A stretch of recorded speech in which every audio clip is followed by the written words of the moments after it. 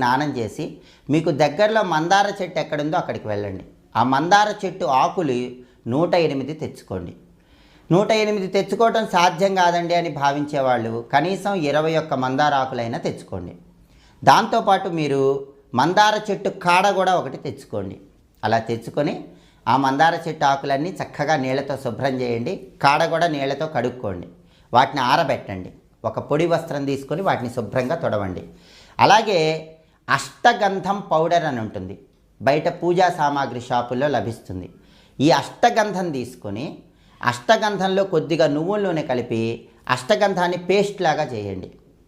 మీరు చక్కగా సిద్ధం చేసుకున్న మందార కాడ ఉంటుంది కదా, ఆ కాడని ఈ అష్టగంధం పేస్టులో ముంచి ఆ కాడతో ప్రతి మందార ఆకు మీద ఓం అని రాయండి.